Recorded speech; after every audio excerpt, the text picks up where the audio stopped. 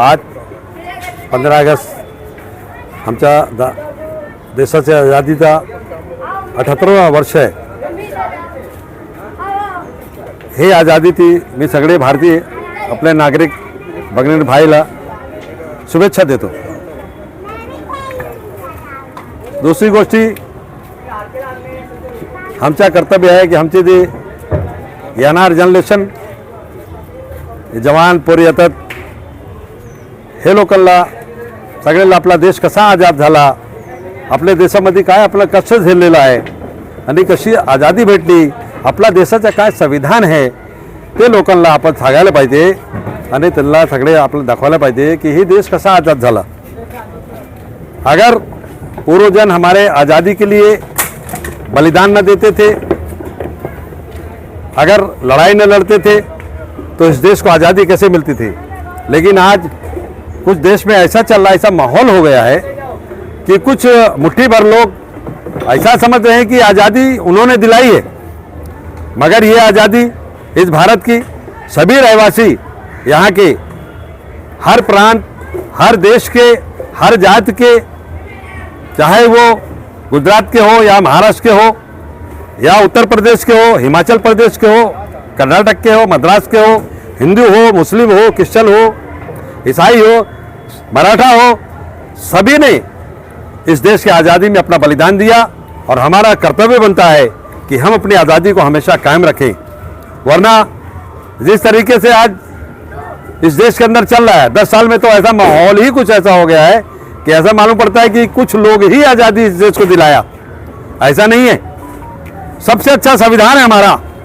हम अपने देश को संविधान की जो भाषा वो समझाएं कि हमारा संविधान हमको क्या सिखाता था. हम आज़ाद हैं. हम आज़ादी के लिए पूरी तरीके से कर्तव्य है. हम बने अपनी आज़ादी में, हमारी आज़ादी में हमें सब कुछ मिला है.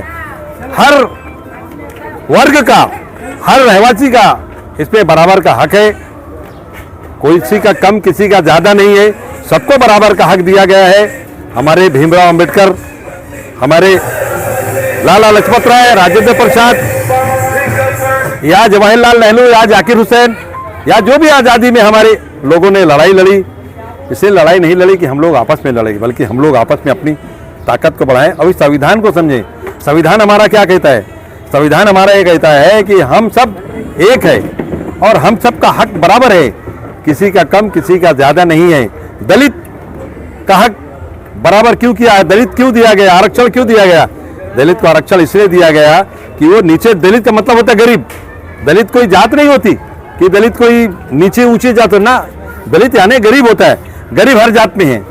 दलित ठाकुर में भी है, ब्राह्मण में भी है, खान में भी है, पठान में भी है, मुस्लिम में भी है, क्रिश्चियन में भी है, हिंदू में भी है. हर जाति में गरीब होते हैं. तो आरक्षण हर जाति को मिलना चाहिए. ये संविधान है हमारा.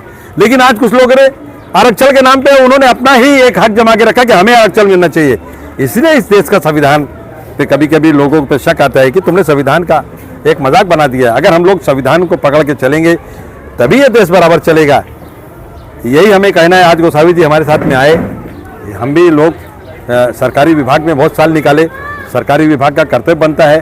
धालवे साहब हैं, हमारे मित्र दूसरे नवाब भाई हैं, शमशेर भाई हैं, और ये जो भी कार्यकर्ता हैं, अनवर भाई हैं, जो भी हमारे लोग हैं इस देश की आज़ादी के लिए यहाँ पे आए, मैं सबको शुभेच्छा देता हूँ और ये कहता हूँ कि आप हमेशा इसी तरीके आज़ाद समझे अपने आप को और इस देश की आज़ादी के लिए जो पूर्वजन बधाई दिया उनकी आत्मा को शुभेच्छा दें कि वो उनको हम कभी उनके झंडा को नीचा न दिखने दें.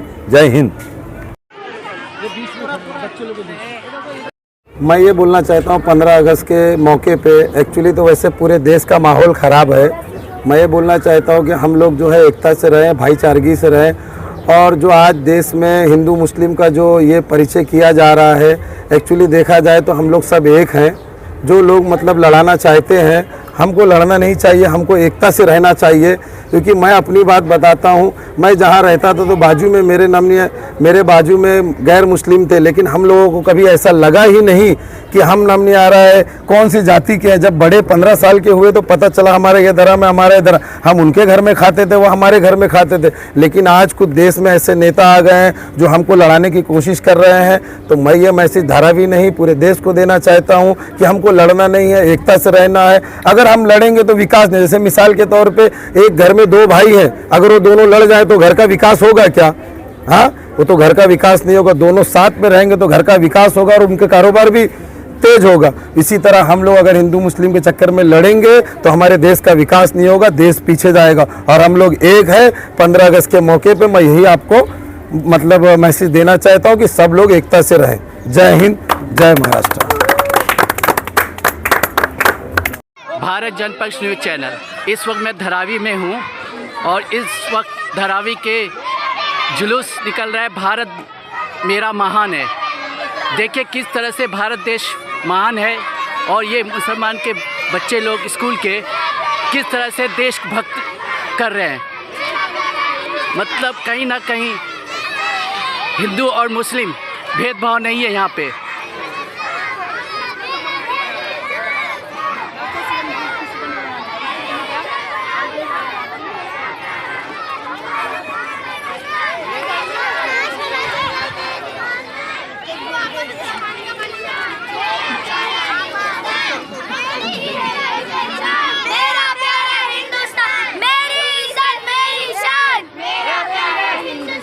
हम सबकी है ये पहचान।